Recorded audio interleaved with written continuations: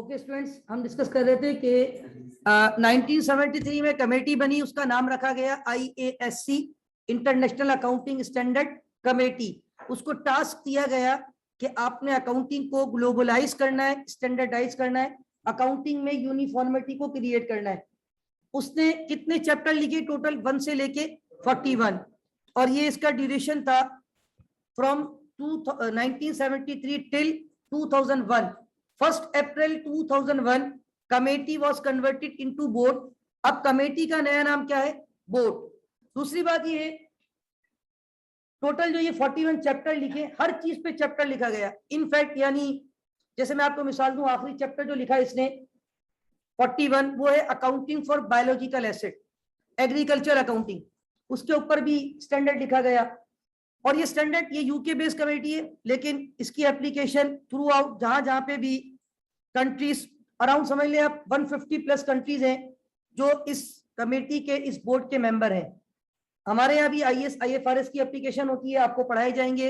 Even आप जब companies में जॉब करेंगे, इंटरव्यू के लिए जाएंगे, आपसे पूछा जाएगा IAS 1 क्या होता है, IAS 2 क्या होता है, IAS 7 क्या होता है, आपको पढ़ाए जाएंगे, फिर आपको इंटरव्यू में टेस्ट किए जाएंगे।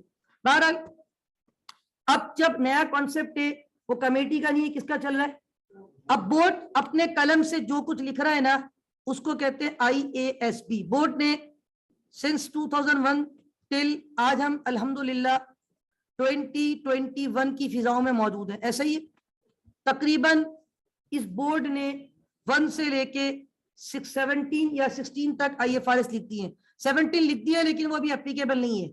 IFRS 17 इंश्योरेंस के ऊपर है, और उसकी एप्लीकेशन मैंने गूगल पे चेक की थी, ऑनवर्ड 2023 Jan 1 से शुरू होगी। अभी भी तकरीबन कमोबेश 1.25 से 1.5 साल बाकी है। उसकी एप्लीकेशन कब से इफेक्टिव होगी? Jan 1 2023 IFRS 17 की। लास्ट IFRS 16 जो है ये सेमेस्टर 4 के सिलेबस पे भी है। मैं पिछले हफ्ते ही पढ़ा रहा था, इवन बल्कि आज भी मुझे पढ़ाना है। शाम की जो क्लास है यहाँ पे, उसमें ये टॉपिक मेरा चल भी रहा है, IFRS 16। तो याद रखें ये 1 से लेके 16 तक इस बोर्ड ने क्या लिख दिए? IFRS, right. यानी इसका मतलब ये है, पहले जो स्टैंडर्ड आते थे उनको क्या कहा जाता था? IAS, international accounting standards. अब जो स्टैंडर्ड आते हैं उनको क्या कहा जाता है? International financial reporting standard. अगर अगेन अब गौर करें ना, इन दोनों पे पहला और आखिरी वर्ड सेम है, I और S। तो ये काम क्या करना है? इंटरनेशनली, और बनाने क्या है? स्टैंडर्ड्स।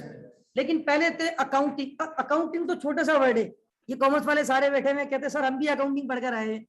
तो भाई अकाउंटिंग छोटा वर्ड है, आप लोग कल को अकाउंटिंग थोड़ी संभालोगे, आप लोग इंशाल्लाह फाइनेंशियल रिपोर्टिंग करेंगे भाई कंपनीज की, राइट। तो अच्छा वर्ड जो है ना अकाउंटिंग से, वो क्या है? Financial reporting.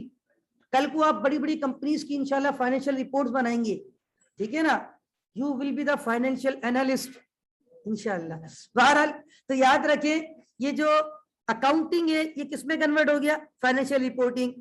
कमेटी किस में कन्वर्ट हो गया? बोर्ड में। तो याद रखें अब अभी भी स्टिल यही चल रहा है, बोर्ड चल रहा है, और अब जो बोर्ड काम कर रहा है, और ये अपडेशन आ रही है, आती रहेगी, क्योंकि आपको पता है तब्दीली का दौर है, तब्दीली आ रही है और आती रहेगी। असल में देखिए, याद रखें 1973 और आज कमोबेश अच्छा खासा टाइम हो चुका है, ठीक है ना, 50 साल के करीब। तो याद रखें इतने बड़े अरसे में क्या चेंज नहीं आया दुनिया में? बहुत ज्यादा चेंज आ गया है, दुनिया कहां से कहां पहुंच गई है। तो याद रखें दैट्स व्हाई ये बोर्ड, ये कमेटी अपने आप को अपडेट करती है, और जो नए नए स्टैंडर्ड्स हैं उनको मार्केट में इशू करती है। अब जो मैं कह रहा था, ये स्टैंडर्ड्स जो है ना, ये बेसिकली अकाउंटिंग लैंग्वेज के क्या है? प्रिंसिपल्स हैं, रूल्स हैं। इसको कहा जाता है अकाउंटिंग रेगुलेटरी फ्रेमवर्क। आपके सिलेबस का एक चैप्टर है, अगर मैं आपको दिखाऊं यहाँ पे, ये सिलेबस देखें, ये चैप्टर नंबर 3 लिखा हुआ है अकाउंटिंग रेगुलेटरी फ्रेमवर्क। इस चैप्टर में सारी यही बातें जो मैं आपको बता रहा हूँ, इस चैप्टर के जो पॉइंट्स है ना, उसमें यही लिखा हुआ है। स्टॉक एक्सचेंज क्या होता है, अकाउंटिंग बॉडीज किसको कहते हैं, IFRS क्या होते हैं, IAS क्या होते हैं, IASC का क्या कॉन्सेप्ट है, IASB का क्या कॉन्सेप्ट है। तो इन शॉर्ट पहले IAS आते थे, लेकिन ऐसा नहीं है कि अब IAS नहीं पढ़ाए जाते, लेकिन अब ये हो रहा है कि ये 41 में से बहुत सारे IAS जो है ना सस्पेंड हो गए, क्योंकि उनके बदले मार्केट में क्या आ रहे हैं नए नए। अब जैसे आखिरी IFRS कौन सा आया है, ये मैंने कौन सा बताया, IFRS 16। ये IFRS 16 जो है ना, ये पुराने IAS 17 को खत्म करके आया है, उसने IAS 17 को डिसकंटिन्यू कर दिया। IFRS 15 जो आया है, ये दोनों IFRS में पढ़ाता हूँ, सेमेस्टर 4 के सिलेबस में मौजूद है। IFRS 15 जो है वो पुराने दो IAS को खत्म करके आया है। IAS 11 कंस्ट्रक्शन कॉन्ट्रैक्ट, जिसमें आप ये बिल्डिंग बना रहे हैं, कंस्ट्रक्शन हो रही है, उसकी अकाउंटिंग कैसे होगी, प्लस रेवेन्यू, इन दोनों को खत्म करके एक IAS 18 था रेवेन्यू, और एक IAS 11 था कंस्ट्रक्शन कॉन्ट्रैक्ट। IAS 11 और 18 दोनों खत्म करके IFRS 15 बना दिया। IAS 17 खत्म करके IFRS 16 बना दिया। तो with the passage of time शायद एक वक्त आगे जाके ऐसा आएगा जब आप लोग क्वालिफाई हो जाएंगे इंशाल्लाह, तो IAS हो सकता है सारे खत्म हो जाए और किस में कन्वर्ट हो जाए, IFRS में। तो ये रूल्स एंड रेगुलेशन है, इनको आपने फॉलो करना होगा। जब आप किसी कंपनी के अकाउंट्स बनाएंगे ना, तो याद रखें आपके बनाए हुए अकाउंट्स फाइनल नहीं होते, आपको अपने अकाउंट्स का ऑडिट करवाना पड़ता है ऑडिटर से। और ऑडिटर कौन होता है, चार्टर्ड अकाउंटेंट कंपनीज। वो आके आपके अकाउंट्स को चेक करेंगी कि क्या आपने अकाउंट्स बनाते वक्त स्टैंडर्ड्स को फॉलो किया है, क्या आपने IAS IFRS की एप्लीकेशन की है, क्या आपने अकाउंटिंग स्टैंडर्ड्स बनाए हैं। अगर नहीं बनाएंगे आप तो वो आपको रोकेंगे, वो आपको बोलेंगे कि भाई आप अपनी रिपोर्ट सही करें, अदरवाइज मैं अपनी ऑडिटर रिपोर्ट पे साइन, और जब तक ऑडिटर ऑडिट रिपोर्ट पे साइन नहीं करेगा आपकी कंपनी के अकाउंट फाइनल नहीं हो सकते, वो पब्लिश नहीं हो सकते, वो प्रिंट नहीं हो सकते। और ये हर साल हर कंपनी को एनुअल रिपोर्ट बनाने के बाद उसको पब्लिश करना जरूरी है। पब्लिक कंपनीज पब्लिक के लिए अपनी रिपोर्ट्स पब्लिश करती है। ये जो मैं कह रहा हूँ ना, हमारी लाइब्रेरी में कंपनीज की बुक्स मौजूद होंगी, अकाउंट्स मौजूद होंगे, वो एनुअल रिपोर्ट है। वो आपको यहाँ सिखाई जाएगी how to prepare annual report, how to prepare financial statement. मैं जिस कंपनी में था अल्हम्दुलिल्लाह मैं खुद उस कंपनी की एनुअल रिपोर्ट बनाता था, 3.5 साल में रहा, उस दौरान 4 मरतबा ईयर एंड आया उनका, तो 4 मरतबा मैंने उनको अल्हम्दुलिल्लाह एनुअल रिपोर्ट बना कर दी। तो याद रखें आपको सिखाया जाएगा how to prepare, how to present financial statement, how to prepare, how to present annual report as per international accounting standards, as per international financial reporting standards, as per requirement of company law. प्यारे पाकिस्तान के कानून को भी आपने follow करना है, tax के कुछ रूल्स होते हैं उनको भी आपने फॉलो करना है, ऑडिट के कुछ रूल्स होते हैं उनको भी आपने फॉलो करना है। ये सारी आपकी बुक्स जो है ना, ये आपका फ्रेमवर्क है, इसको कहते हैं अकाउंटिंग रेगुलेटरी फ्रेमवर्क। भाई देखिए एक जनरल मिसाल समझाने के लिए दे रहा हूं कि बीइंग मुस्लिम अगर हमें कोई शरई तौर पे मसला आता है तो हम उलमाए किराम के पास जाते हैं, हम मुफ्तियाने किराम के पास जाते हैं। तो जो मुफ्ती साहब है या आलिम साहब है वो हमें जो आंसर देते हैं विद रेफरेंस टू कुरान पाक, विद रेफरेंस टू अहादीस करीमा, विद रेफरेंस टू सुन्नत करीमा, ठीक है, क्योंकि वो हमारा बीइंग मुस्लिम फ्रेमवर्क है, regulatory framework, and we have to follow this framework. तो इसी तरह कल को अकाउंटिंग की शरीयत में, बिजनेस की शरीयत में जो आपको प्रॉब्लम्स आएंगी उनके लिए you have to follow IAS, you have to follow IFRS, you have to follow requirement of company law, you have to follow tax ordinance requirement। हर साल टैक्स ऑर्डिनेंस रिवाइज होता है, पता है आपको, बजट आता है हर साल, लॉ में कुछ ना कुछ तब्दीली की जाती है, हर साल ये स्टैंडर्ड्स आपके अपडेट होते हैं। ये सारी कानूनी किताबें हैं और ये सारी आपके अकाउंटिंग की रेगुलेटरी फ्रेमवर्क है। Is that clear? ओके, तो ये एक ब्रीफ हमने डिस्कस किया है कि अकाउंटिंग क्या होती है, अकाउंटिंग बिजनेस की लैंग्वेज है, उस बिजनेस को क्या कहते हैं, बिजनेस कितनी टाइप्स के होते हैं, उसमें कौन कौन सी नेचर होती है, फिर बिजनेस की रिपोर्ट्स बनाने के लिए हमें कौन से स्टैंडर्ड्स को फॉलो करने हैं, और उन स्टैंडर्ड्स की एप्लीकेशन आपको यहाँ पे इंशाल्लाह सिखाई जाएगी। थोड़ा सा मैं फाइनेंशियल अकाउंटिंग की तरफ जाऊंगा जो कि आपका सब्जेक्ट है। अकाउंटिंग डिस्कस कर लिया, अब हम जा रहे हैं financial accounting.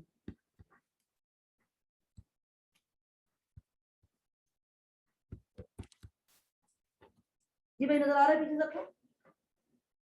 Financial accounting definition आपको लिखवा देता हूं।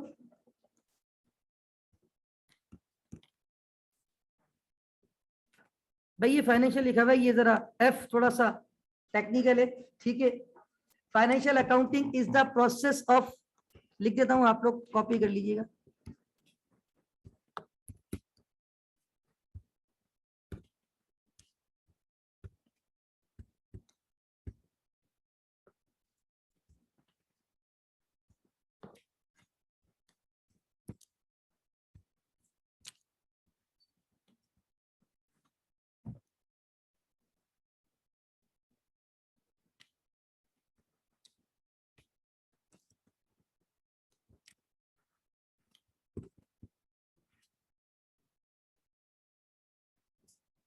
Identifying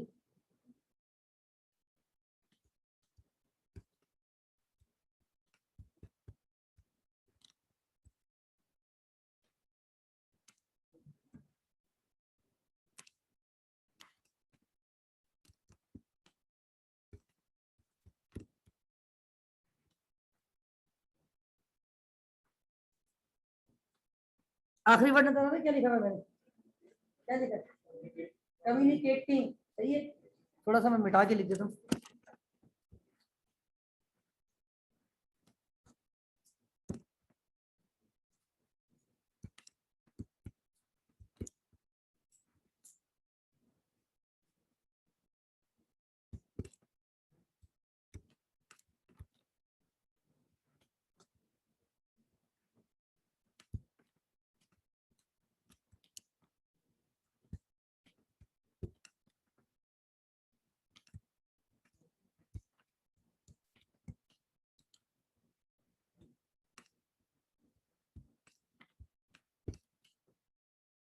What is financial accounting? Financial accounting is the process of identifying, measuring, and communicating economic information to users. Copy कर लिया सबने? क्या कर रहे हैं?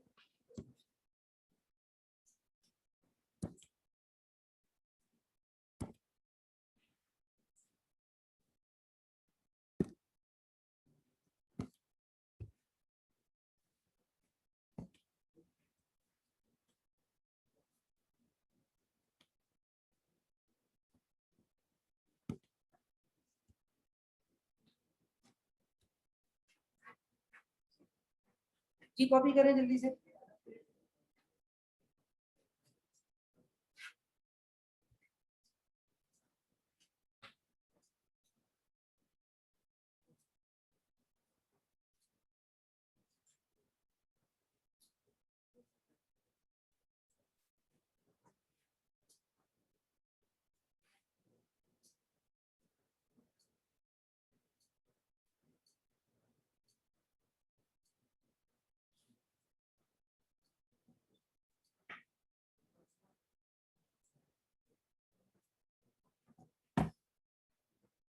Okay students, what is financial accounting?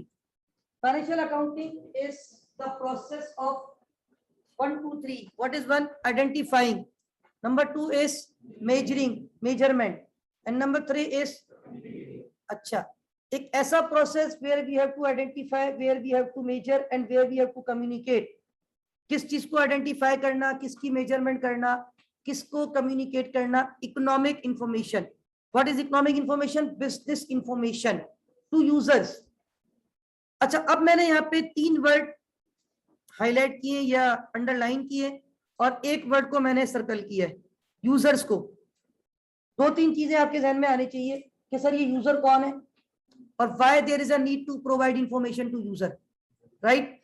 तो याद रखें, जब आप बिजनेस करते हैं ना, सपोज आज आपने बिजनेस को स्टार्ट किया, सपोज करें आज साल का पहला दिन, happy new year, Jan 1, 2021, you are going to start your new business. जब मैं अकाउंटिंग पढ़ाना शुरू करूंगा ना, प्रैक्टिकल अकाउंटिंग इंशाल्लाह नेक्स्ट वीक में होगी, तो उसमें आप लोग देखेंगे, हम कॉमर्स वालों को पता है, स्टार्ट करते हैं mister so and so started business, Mr. Aslam started business with cash investment of rupees this so and so amount. Aslam भाई ने कारोबार को शुरू किया, इतना पैसा लगाया कारोबार में। तो बात ये है कि जब आप बिजनेस को स्टार्ट करते हैं तो बिजनेस की जो ट्रांजैक्शन है, रोजाना आप कुछ खरीद रहे बेच रहे, हर महीने इलेक्ट्रिसिटी का बिल भी पे करना होगा, हर महीने एम्प्लॉइज को सैलरी भी देनी होगी। अब तो मंथली टैक्स भी जा रहा होता है, हर महीने आपको गवर्नमेंट को टैक्स भी देना होता है, ठीक है ना। मैं भी अपना टैक्स हर महीने गवर्नमेंट को जो इनकम पे यहाँ पे हमें पैसे मिलते हैं अल्हम्दुलिल्लाह, उस पर हम टैक्स भी देते हैं। तो याद रखें, हर किस्म की ट्रांजेक्शन आप कर रहे हैं। इज इट पॉसिबल कि आप सारी ट्रांजेक्शन रिकॉर्ड नहीं करें, कहीं पे लिखे नहीं और आपको सब कुछ याद रहेगा? इम्पॉसिबल। देखिए, कोई मुझसे पूछेगा ना, अगर लास्ट फ्राइडे मैंने खाना क्या खाया था, टू बी वेरी ऑनेस्ट मुझे याद बहुत मुश्किल से आएगा कि लास्ट फ्राइडे मैंने क्या खाना खाया था। हमें एक हफ्ते पुरानी बात तो याद नहीं रहती। हाउ दिस इज पॉसिबल कि हम पूरे साल के बिजनेस के रिजल्ट्स को अपने माइंड में सेव कर लें? इम्पॉसिबल है, ठीक है ना। हम चीजों को रिकॉर्ड करते, identifying, first of all you have to identify कौन सा इवेंट हुआ है। हर इवेंट सेम नहीं है, बिजनेसमैन की हर ट्रांजेक्शन सेम नहीं है। परचेज करना एक अलग बात है, सेल करना, इलेक्ट्रिसिटी का बिल पे करना, गवर्नमेंट को टैक्स देना, एम्प्लॉय को सैलरी देना, ट्रांसपोर्टेशन की कॉस्ट पे करना, एडवर्टाइजिंग की कॉस्ट पे करना, ठीक है ना, बैंक से लोन लेना, कस्टमर से अगर माल उसको उधार दिया था उससे सब्सिक्वेंटली पैसे रिसीव करना, सप्लायर से माल उधार पे लेके आए थे उसको सब्सिक्वेंटली पे करना, किससे कितना उधार लिया हुआ है, किसको कितने पैसे देने, ये सारी चीजें ये अलग अलग ट्रांजेक्शन है। तो first of all we have to identify. पहला स्टेप क्या होगा? ट्रांजेक्शन की आइडेंटिफिकेशन। आफ्टर आइडेंटिफिकेशन उसकी मेजरमेंट। हर ट्रांजेक्शन की मेजरमेंट एक जैसी नहीं होती। मैं नेक्स्ट कल तो आपको बेसिक एलिमेंट्स पढ़ाऊंगा इंशाल्लाह, चैप्टर 2। ये चैप्टर 1 है जो मैं पढ़ा रहा हूँ आज, ठीक है। ये सिलेबस का बिल्कुल पहला चैप्टर है। कल इंशाल्लाह चैप्टर 2 पढ़ाऊंगा। उसके बाद मंडे से इंशाल्लाह, सॉरी नेक्स्ट जो थर्सडे होगा, थर्सडे से इंशाल्लाह हम लोग जो अकाउंटिंग में डेबिट क्रेडिट का कॉन्सेप्ट होता है वो स्टार्ट करेंगे। तो वहां पे आपको सिखाऊंगा कि रूल्स क्या है, मेजरमेंट कैसे होती है। कुछ लोग शायद ये समझते हैं कि जो आ रहा है डेबिट, जो जा रहा है क्रेडिट, तो ऐसा नहीं होता। या जो बढ़ रहा है वो डेबिट कर दो, जो कम हो रहा है क्रेडिट कर दो, ऐसा भी नहीं होता। रूल्स हैं, उन रूल्स को फॉलो करना है। सम टाइम एक चीज बढ़ रही है लेकिन वो क्रेडिट होती है, सम टाइम एक चीज बढ़ रही है लेकिन वो डेबिट होती है। तो ये मेजरमेंट, हाउ टू मेजर, उसको मेजरमेंट कैसे करेंगे। तो ट्रांजेक्शन की आइडेंटिफिकेशन, जब आपने प्रॉपर आइडेंटिफिकेशन की देन आपको उसको प्रॉपर मेजरमेंट करनी है, रिकॉर्डिंग करनी है। पूरा साल आप ट्रांजेक्शन लिखते रहते हैं, रिकॉर्ड करते रहते हैं as per rules of accounting, framework के मुताबिक, स्टैंडर्ड्स के मुताबिक। ट्रांजेक्शन हो रही है, उसको आइडेंटिफाई किया। देखिए, आइडेंटिफिकेशन बड़ी इंपॉर्टेंट है। अगर आपने गलत आइडेंटिफाई किया तो ट्रांजेक्शन रिकॉर्ड भी, फिर उसके रिजल्ट सही आएंगे। आखिर में जब एनुअल रिपोर्ट बनाओगे प्रॉफिट सही कैलकुलेट होगा, बिजनेस के रिजल्ट सही कैलकुलेट। मैं आपको थोड़ी सी मिसाल दूं। देखिए, क्रिकेट मैच होता है ना, इज इट पॉसिबल अगर 2020 मैच भी करवाया जाए, सिंगल बॉल कोई भी रिकॉर्ड ना की जाए, ना कोई ऑडियो रिकॉर्डिंग, ना वीडियो रिकॉर्डिंग, ना कोई मैनुअल स्कोर, ना डिजिटल, कोई स्कोर नहीं रिकॉर्ड कर रहा, बस सिर्फ इतना होता है बॉलर आता है 6 मरतबा बॉल करवा के चला जाता है। ये एक्टिविटी काउंट की 20 मरतबा, एक टीम ने खेल लिया, फिर दूसरी टीम भी खेल के चली गई। Is it possible to check कौन जीता कौन हारा? नहीं, आपने रिकॉर्ड ही, बहुत सारे तो इतने क्लोज मैच होते हैं कि एक रन से भी टीम जीत जाती है। तो क्या बगैर रिकॉर्डिंग के आप बता सकते हैं रिजल्ट क्या रहा? नहीं ना। और अगर आपने थोड़ा सा भी कोई, फॉर एग्जांपल अगर आपको याद हो last cricket world cup final match में एक मिस्टेक हुई एम्पायर से, रिजल्ट चेंज हो गया, न्यूजीलैंड जीत जाता, कौन जीता? इंग्लैंड। मतलब 4 साल की बादशाहत उसको मिल गई एम्पायर की छोटी सी मिस्टेक। वो जो एम्पायर ने शायद 6 रन या पता नहीं कुछ दे दिए, वो 5 रन थे शायद, तो वही सुपर ओवर की बात ही नहीं आती, मैच टाई हुआ था, उससे पहले वो न्यूजीलैंड जीत जाता। आपने प्रॉपर आइडेंटिफिकेशन नहीं की, उसकी मेजरमेंट गलत हो गई, उसके रिजल्ट गलत हो गए। तो याद रखें, ट्रांजैक्शन की आपको सिखाई जाएगी आइडेंटिफिकेशन कैसे होती है, उसकी मेजरमेंट कैसे होती है, और ये सारी identification measurement during the year चलती रहेगी। पूरे साल आप ट्रांजैक्शन रिकॉर्ड करते रहेंगे। बड़ी बड़ी कंपनीज रोजाना पता नहीं कितनी ट्रांजैक्शन 100+, 1000+ ट्रांजेक्शन भी रिकॉर्ड करती है। आज के दौर में तो बड़ी आसानी है, कंप्यूटराइज अकाउंटिंग है, टेंशन ही नहीं है, सारे ट्रांजेक्शन ऑनलाइन है, सिस्टम पे है, सेंट्रलाइज सिस्टम है। तो आप पूरे साल ट्रांजेक्शन को क्या करते रहते हैं, रिकॉर्ड करते रहते हैं। साल गुजर गया, ईयर एंड आ गया। अब ईयर एंड पे पूरे साल जो आपने ट्रांजेक्शन रिकॉर्ड किए ना, उसकी रिपोर्ट्स आपके पास, रिजल्ट्स आ रहे हैं। अब उन रिजल्ट को आपने कन्वर्ट करना होता है एनुअल रिपोर्ट में। जो मैं कह रहा हूं ना, हर कंपनी के लिए मैंडेटरी है, ये कानून है भाई। अगर आप नहीं बनाओगे ना, गवर्नमेंट आपके बिजनेस को बंद करवा देगी। ये कंपनीज की बात कर रहा हूं, हम इस वक्त सोल ट्रेडर की या पार्टनरशिप की बात नहीं कर रहे। आप लोग इंशाल्लाह जो क्वालिफिकेशन हासिल कर रहे हैं, कल को आपने सोल ट्रेडर या पार्टनरशिप पे नहीं जाना भाई। कल को इंशाल्लाह आपने बड़ी बड़ी कंपनीज की बड़ी बड़ी पोस्ट इंशाल्लाह संभालनी है। अल्हम्दुलिल्लाह मेरे कई दोस्त, मैं बता रहा हूँ ना, अल्हम्दुलिल्लाह मैं भी अल्लाह का शुक्र एक अच्छी फील्ड में हूँ। टीचिंग इटसेल्फ एक रिस्पेक्टफुल प्रोफेशन है, ठीक है ना। मेरा पर्सनल इंटरेस्ट टीचिंग में था, मैं जॉब कर रहा था, मैंने खुद छोड़ी है क्योंकि मुझे टीचिंग में मजा आता है, ठीक है ना। तो टीचिंग इटसेल्फ एक प्रोफेशन है आपका, अल्हम्दुलिल्लाह। तो बात ये है कि आप कल को जब जॉब करेंगे तो बड़ी बड़ी कंपनीज में आप जाएंगे इंशाल्लाह। तो याद रखिए, कंपनीज के लिए ये रिक्वायरमेंट होती है, हर साल एनुअल रिपोर्ट बनानी है। पूरे साल में क्या हिसाब किताब बना, कितनी सेल की, कितने एक्सपेंसेस किए, कितना प्रॉफिट कमाया, उस पर कितना टैक्स गवर्नमेंट को आपने दिया, क्या पोजीशन है आपकी, आज बैलेंस शीट क्या है आपकी। ये सारी चीजें पूरी एक रिपोर्ट की शक्ल में बनती है। और इसको बनाते हम लोग हैं, कंपनी वाले खुद बनाते हैं इंटरनली, लेकिन इसको फाइनल कंपनी नहीं करती। फाइनल कौन करता है, ऑडिटर। ऑडिटर कौन होगा, chartered accountant firm. Chartered accountant firm हर कंपनी ने, और ये आपने खुद हायर करना है चार्टर्ड अकाउंटेंट फर्म को। वो आपके हर साल आके आपका ऑडिट करेगा। ऑडिट करने के बाद जब वो सेटिस्फाई होगा कि आपने रिपोर्ट बिल्कुल स्टैंडर्ड्स के मुताबिक बनाई है, आपने रिपोर्ट को बनाने के लिए स्टैंडर्ड्स फॉलो किए, आपने रिपोर्ट को बनाने के लिए कंपनी लॉ की रिक्वायरमेंट को फॉलो किया है, तो फिर वो अपनी ऑडिट रिपोर्ट पे साइन करेगा। आपकी रिपोर्ट फाइनल होगी, प्रिंट पे जाएगी। प्रिंट होने के बाद अगर आपकी पब्लिक कंपनी है, अगर आपकी पब्लिक कंपनी है तो अपनी रिपोर्ट पब्लिक के लिए पब्लिश करोगे। प्राइवेट कंपनी इंटरनली रखती है, फिर वो जिसको रिपोर्ट देना चाहे, उसका कॉन्फिडेंशियल डेटा है प्राइवेट कंपनी का, उसकी मर्जी, वो जिसको देना चाहे दे दे, अदरवाइज उसके लिए कोई। इवन पब्लिक कंपनीज की तो आप खुद भी अगर वेबसाइट पे जाए ना, आप शील पाकिस्तान की वेबसाइट पे चले जाओ, यूनिलीवर की वेबसाइट पे चले जाओ, जितनी भी पब्लिक लिस्टेड कंपनीज हैं उनकी वेबसाइट पे उनकी पिछली 4-5 साल की एनुअल रिपोर्ट आपको मिल जाएगी, ठीक है ना। तो एनुअल रिपोर्ट बेसिकली क्या है, it's a way of communication, business information हमें दी जा रही है। We are the user. अब ये यूजर कौन है, फॉर एग्जाम्पल मैं यहाँ पे कुछ यूजर्स की आपको एग्जाम्पल लेता हूँ कि वन ऑफ द यूजर आपका जो है वो कस्टमर भी है, वन ऑफ द यूजर आपका सप्लायर भी है, वन ऑफ द यूजर आपका शेयर होल्डर भी है, वन ऑफ द यूजर आपके लिए गवर्नमेंट भी है, वन ऑफ द यूजर आपके लिए बैंक भी है। यूजर क्या होता है, यूजर का मतलब जो आपकी इंफॉर्मेशन को यूज करेगा, आपका स्टेक होल्डर। स्टेक होल्डर और यूजर एक ही बात है। शेयर होल्डर याद रखें, एक वर्ड जरूर है, लेकिन शेयर होल्डर का मतलब इटसेल्फ एक स्टेक होल्डर है। हर शेयर होल्डर एक स्टेक होल्डर तो होता है, लेकिन हर स्टेक होल्डर शेयर होल्डर नहीं होता। स्टेक होल्डर का मतलब जिसका स्टेक है आपके बिजनेस में।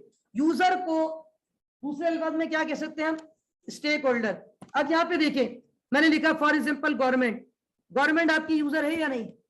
गवर्नमेंट आपकी रिपोर्ट क्यों यूज करेगी कि आपने प्रॉफिट पे जितना टैक्स बनना चाहिए था, क्या उतना टैक्स दिया या नहीं दिया। एक कस्टमर है, वो आपकी रिपोर्ट इसलिए देखता है कि यार मैं आपका कस्टमर हूं, आपसे प्रोडक्ट परचेज करता हूं, मैं चेक तो करूं कि आपकी कंपनी की परफॉर्मेंस क्या है। कस्टमर ये छोटा मोटा कस्टमर नहीं होता, ये आपका बहुत बड़ा कस्टमर होता है। मतलब ये आपसे प्रोडक्ट लेके आगे बेच रहा है, इसका बिजनेस आपसे चल रहा है। आप है तो ये है, अगर आप नहीं तो ये भी नहीं।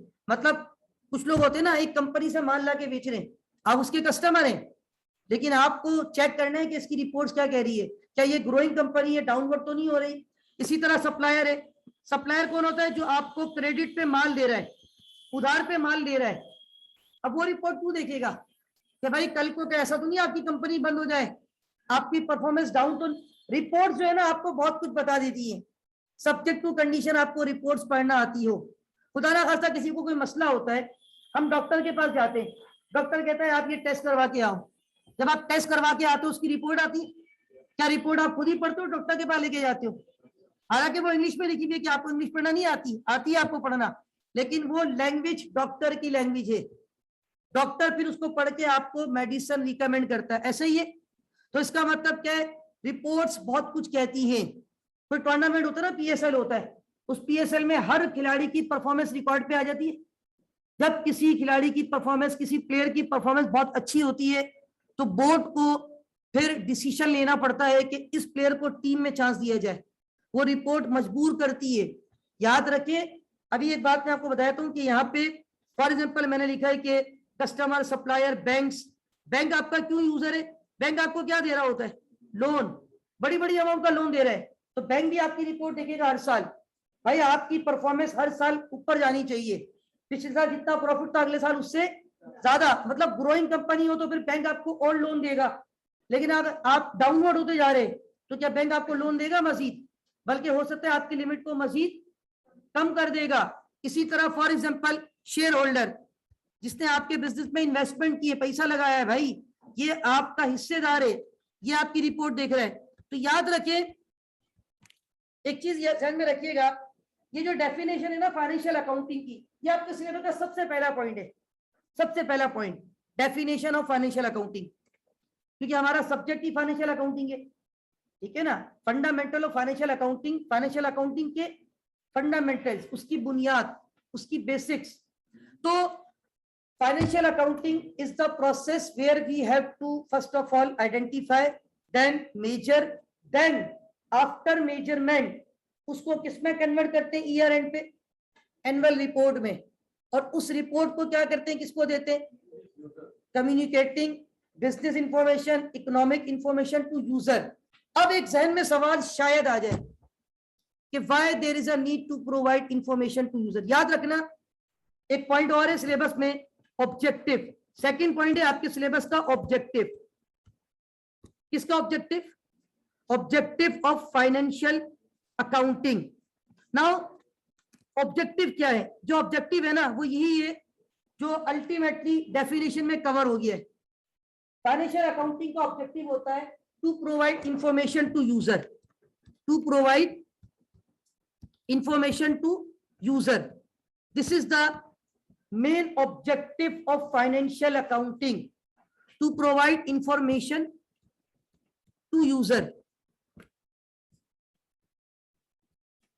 This is the objective of financial accounting. The objective of financial accounting is to provide information to users. फिर अगेन दो बातें अगर जहन में आए, number one, who are the users? Sir ये यूजर कौन है? ये मैंने आपको बता दिया कौन कौन यूजर है। फॉर एग्जांपल कुछ यूजर लिखे मैंने यहाँ पे, कस्टमर भी आपका यूजर है, आपकी इंफॉर्मेशन यूज करेगा। सप्लायर भी आपका वन ऑफ द यूजर है। Government, bank, finance provider, share holder, general public, we all are the user of financial statement, we all are the user of annual report. अब अगला सवाल ध्यान में शायद आ जाए कि sir why there is a need to provide information to user? तो भाई इंफॉर्मेशन यूजर को इसलिए दी जाती है because users have to take their economic decisions, users have to take their economic decision, business decision. एक शेयर होल्डर आपकी report को देख के डिसीजन लेगा कि क्या मुझे मजीद इस कंपनी के शेयर खरीदने चाहिए या नहीं। एक बैंक आपकी रिपोर्ट को देख के डिसीजन लेगा कि क्या मुझे इसको मजीद लोन देना चाहिए या नहीं। फॉर एग्जांपल आप प्राइवेट कंपनी है आपकी, आप कंपनी के फाइनेंस मैनेजर हैं, फाइनेंस प्रॉब्लम में आ गया, पैसा कम है, अब आप जा रहे हैं बैंक, बैंक में जाके आप लोन की रिक्वेस्ट करेंगे, प्रोसेस अप्लाई करेंगे। बैंक वाला आपसे कहेगा ठीक है आपकी प्राइवेट कंपनी है, हम आपको इतना नहीं जानते, आप पिछले 5 साल की रिपोर्ट भेज दें। होता ही है, हमारे साथ होता था। मैं जिस कंपनी में था, हमारा कोई नया कस्टमर आता था ना, हमसे जब वो एग्रीमेंट साइन करता था, क्योंकि हमारे कस्टमर सारे कॉर्पोरेट क्लाइंट थे, बड़े बड़े कस्टमर थे, वो 200 400 लैपटॉप हमसे लेते थे। तो पहले वो हमसे क्या बोलते थे, क्योंकि हमारी प्राइवेट कंपनी थी, अकाउंट्स अल्हम्दुलिल्लाह हमारे पास होते थे, हम फाइनेंस में होते थे, तो हमारे सेल पर्सन आते थे हमारे पास, यार वो नया कस्टमर हमसे कॉन्ट्रैक्ट साइन करना चाहता है, वो कह रहा है पिछले 3 साल के फाइनेंशियल भेज दो, हमें ईमेल कर दो। अब वो फाइनेंशियल को देख के क्या करेगा, ये फाइनेंशियल रिपोर्ट्स जब आप थोड़ा सा पढ़ेंगे ना आगे जाके इंशाल्लाह सीएमए के अंदर आपको सिखाया जाएगा how to analyse these reports. यहाँ भी आपको सिखाऊंगा, थोड़ा सा आखिरी चैप्टर है उसमें, कि इन रिपोर्ट्स को कैसे एनालाइज किया जाएगा। इन फाइनेंशियल रिपोर्ट्स की कुछ क्वालिटीज भी हैं जो हमारे सिलेबस में भी है, क्वालिटीज ऑफ फाइनेंशियल रिपोर्ट्स।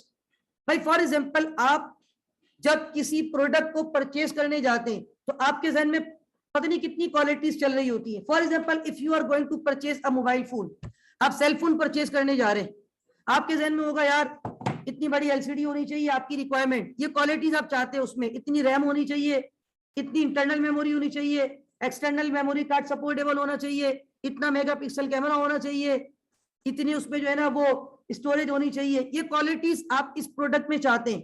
तो याद रखें आपकी एनुअल रिपोर्ट इटसेल्फ एक प्रोडक्ट है और इस प्रोडक्ट की qualities international accounting standard board ने खुद डिफाइन की है।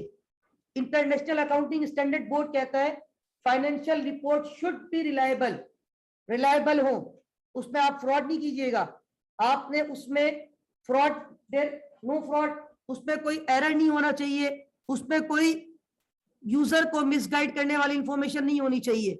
Financial statement should B free from fraud, it should B free from error, it should be reliable, it should be relevant as per decision making need of user, it should be understandable, it should be neutral, it should be comparable, it should be present on faithful representation। यानी आपकी जो presentation हो वो ईमानदारी से हो।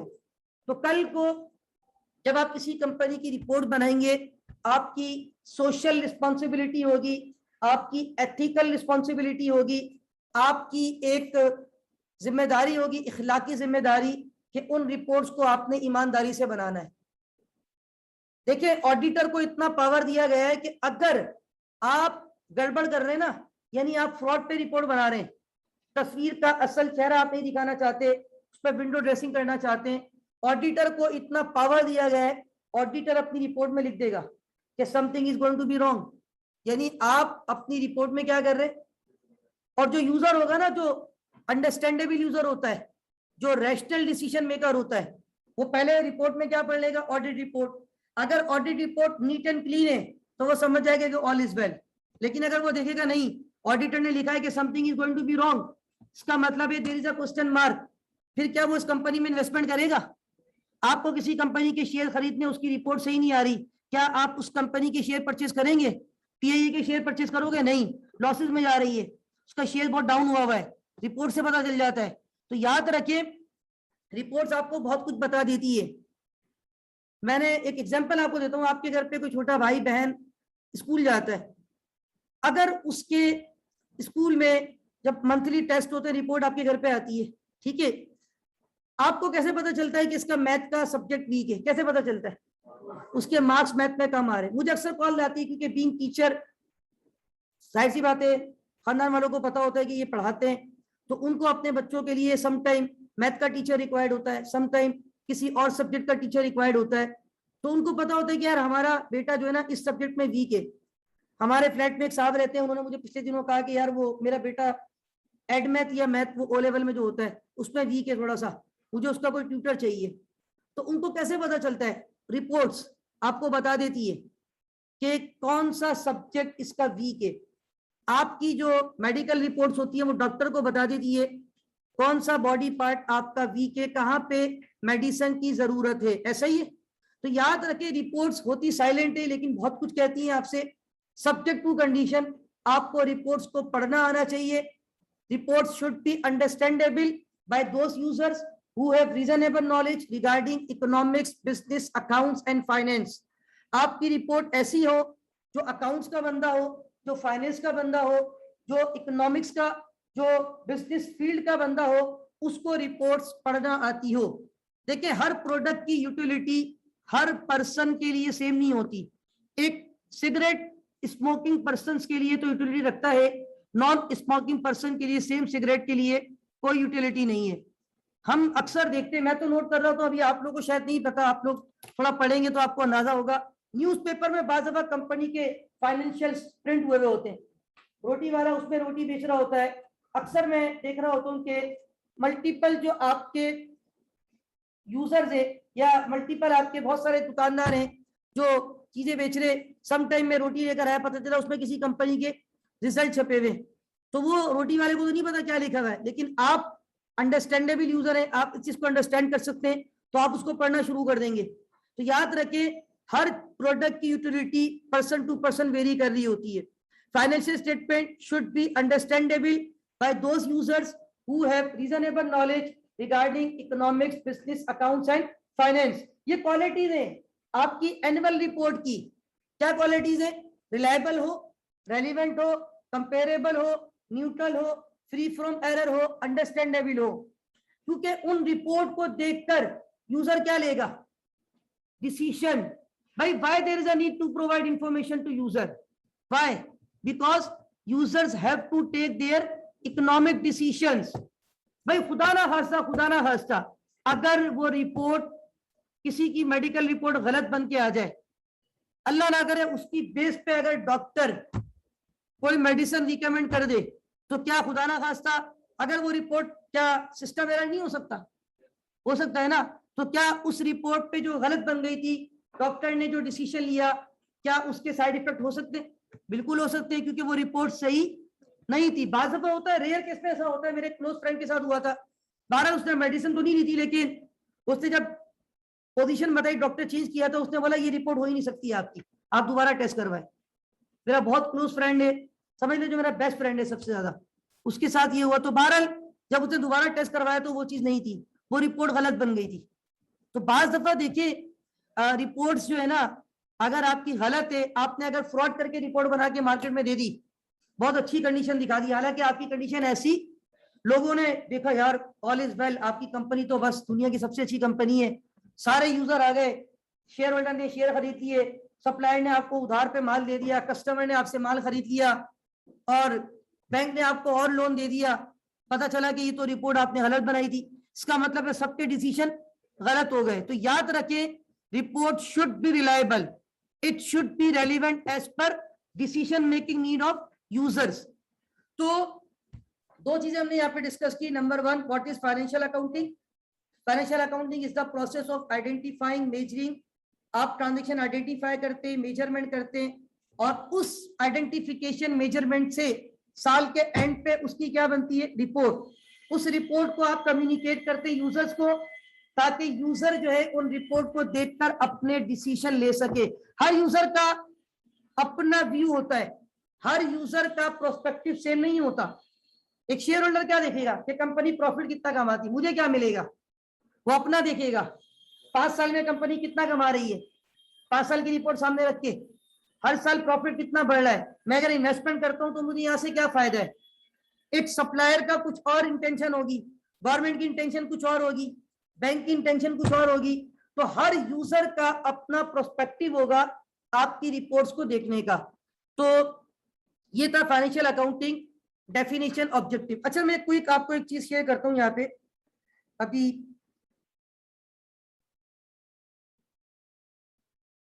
Hold कीजिएगा एक।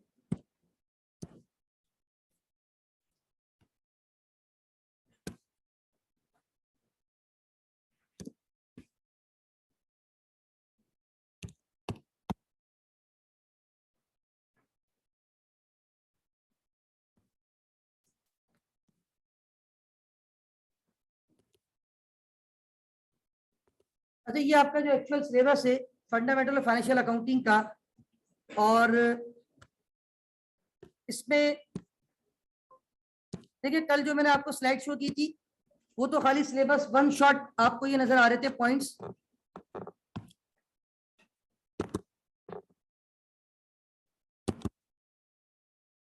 अच्छा, यहाँ पे आप देखिएगा, ये आपकी डिटेल है चैप्टर की, और थोड़ा सा मैं इसको, अब कुछ बेहतर नजर आ रहा है जी? Something is better than nothing. This is part A, this is chapter 1। Chapter 1 का नाम क्या है?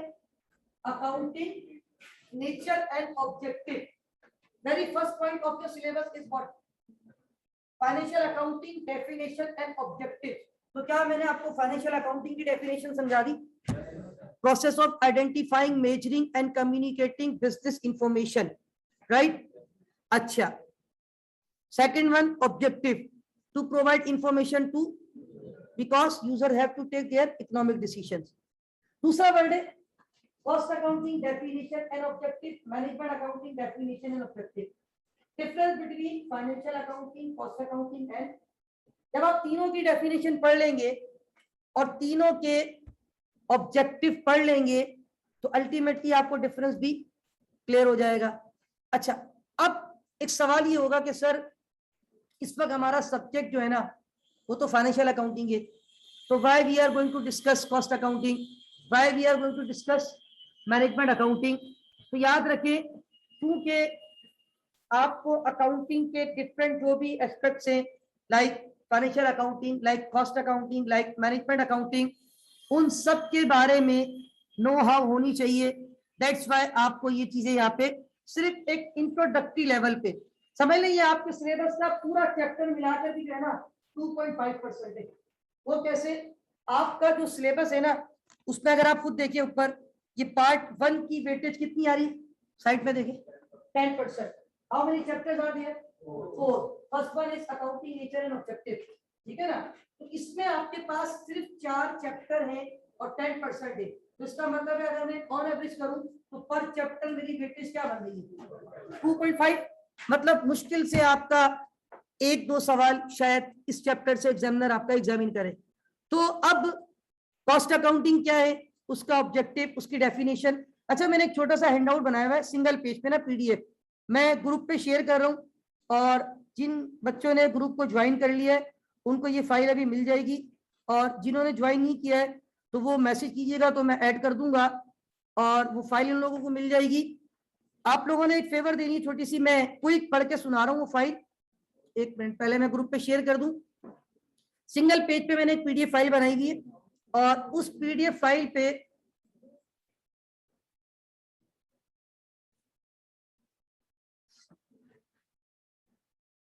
नेट चल रहा है आप लोगों के पास? अच्छा,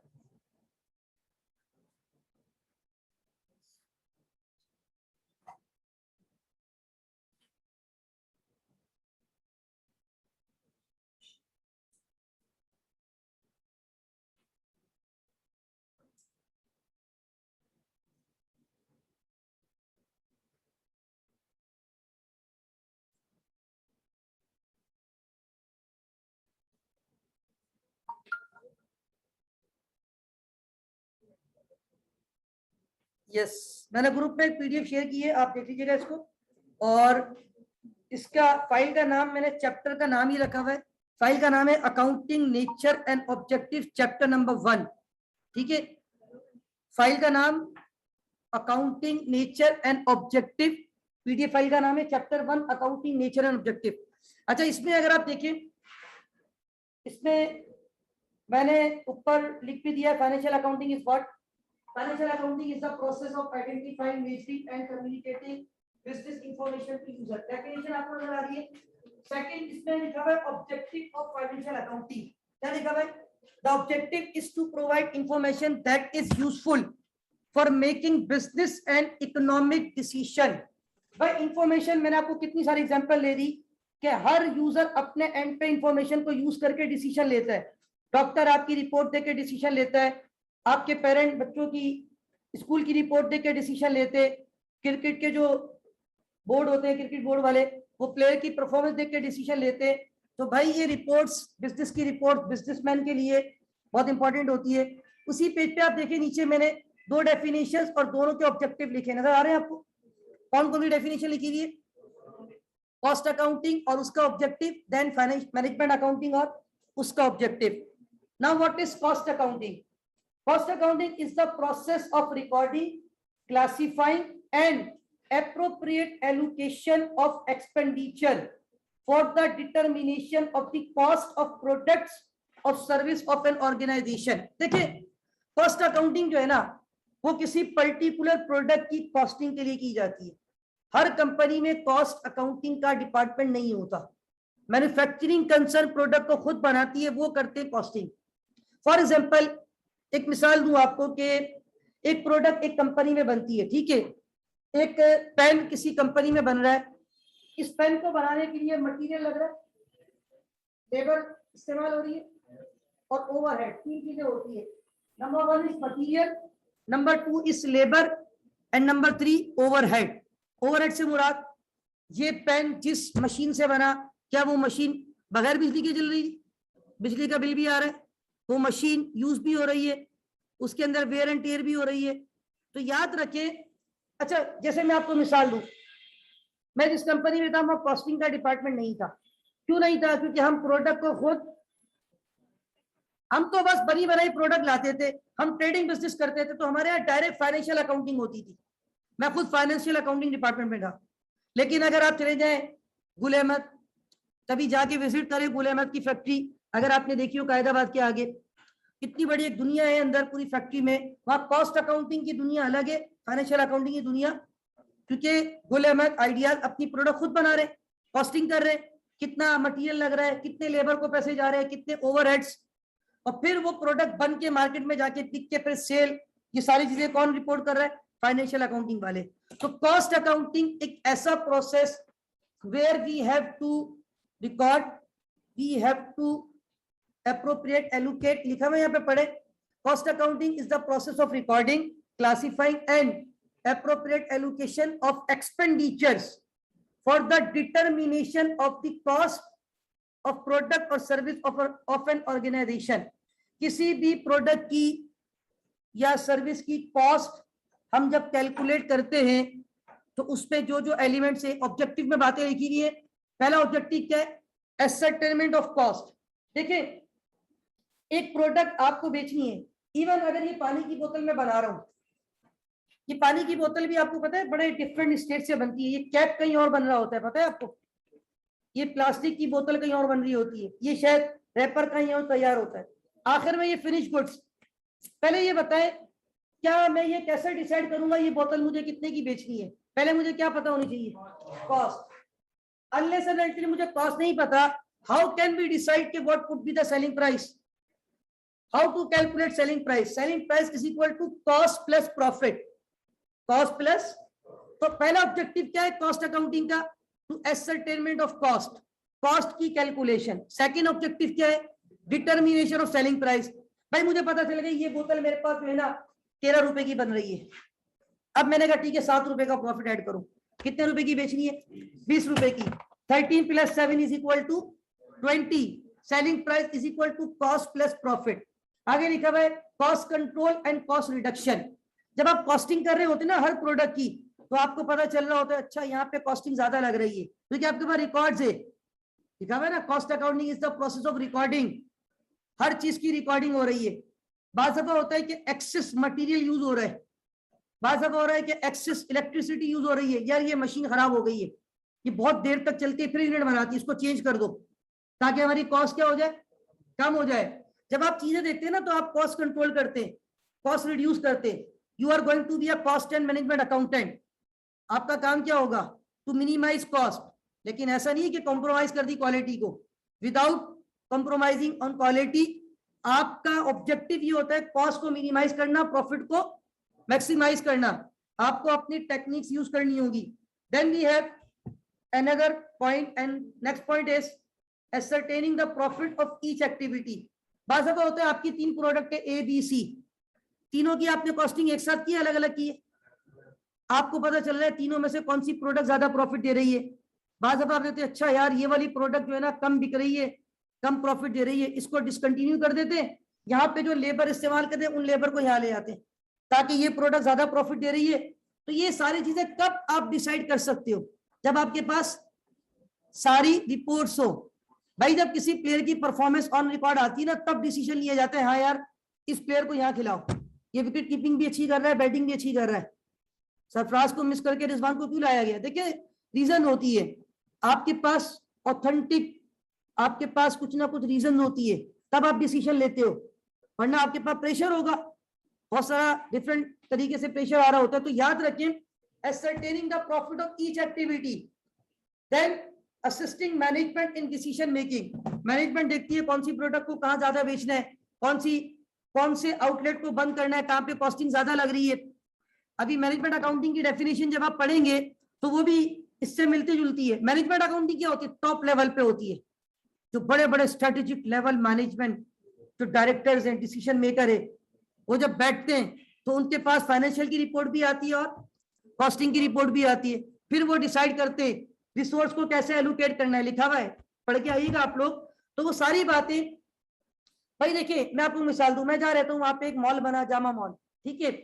उस मॉल में कोई ब्रांड नहीं था, लेकिन एक ब्रांड आइडियाज का फ्रंट पे दुकान खोली, बिल्कुल फ्रंट पे मेन एमेजिना रोड जामा क्लॉथ मार्केट के सामने एक मॉल बना। उस मॉल में सिर्फ एक ब्रांड नजर आया, आइडियाज।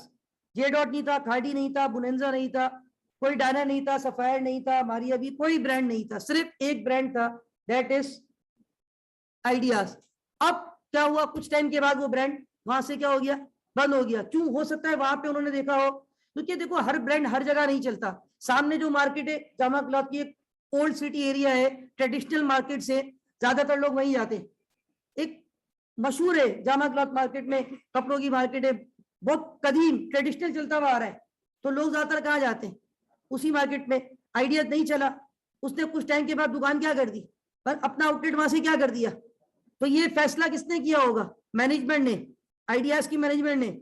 उनको पता चला होगा ना कि यार ये वाला जो हमारा स्टोर है, ये वाला जो आउटलेट है, ये लॉस में जा रहा है, खर्चे तो हो रहे होंगे, मॉल का मेंटेनेंस, स्टाफ की सैलरी, इलेक्ट्रिसिटी के बिल, कस्टमर नहीं होगा, जाहिर सी बात है। कस्टमर चूंकि आइडियाज की प्राइस कम तो नहीं होती, बार्गेनिंग तो नहीं होती, जामा क्लॉथ मार्केट में तो मोर देन 50% बार्गेनिंग भी हो जाती है, मतलब वो इतनी प्राइस होती है, लेकिन जो कस्टमर आते हैं वो बार्गेन परचेज ऑप्शन को इस्तेमाल करते हैं। अब जे डॉट में क्या होता है, आइडियाज में क्या होता है, फिक्स प्राइस होती है, टैग लगा हुआ है, उस टैग पे कोई आपको, हाँ अनलेस एंड अनटिल कोई प्रोमो ना चल रहा हो। तो बात ये है कि भाई ये डिपेंड करता है, हर लोकेशन पे हर प्रोडक्ट फिजिबल नहीं होती, और हर लोकेशन पे हर प्रोडक्ट सेम प्राइस पे नहीं बिकती। एक प्रोडक्ट डिफेंस पे किसी और प्राइस पे बिक्री होती है, ओल्ड सिटी एरिया में कुछ और प्राइस पे बिक्री होती है, एयरपोर्ट के अंदर चले जाओ तो अंदर जहाँ पे लाउंज वगैरह होता है वहां प्रोडक्ट किसी और प्राइस पे बिक्री होती है। तो याद रखें ये सारी चीजें आपको देखनी है, किसको कहाँ पे कैसे लेके चलना है, किस एक्टिविटी को कैसे करना है। तो आप लोगों ने एक छोटी सी फेवर देनी है, मैनेजमेंट अकाउंटिंग की डेफिनेशन, उसका ऑब्जेक्टिव आप लोग पढ़ लीजिएगा, मैं बाद में कभी एक्सप्लेन कर दूंगा। कल क्योंकि पहला चैप्टर मैंने ऑलमोस्ट कंप्लीट कर दिया, ये देख लें आप, ये सारी बातें पढ़ ली ऑलमोस्ट। ये आखिरी में जो कॉन्सेप्ट दिया ये मैनेजमेंट अकाउंटिंग का दिया है। कल इंशाल्लाह we will start very important chapter from exams point of view, from your CMA journey, this is very important chapter, introduction to financial accounting. कल इंशाल्लाह इस चैप्टर को स्टार्ट करेंगे। That's all for today. Allah हाफिज व नासिर, पाकिस्तान जिंदाबाद। अच्छा एक बात सुन ले,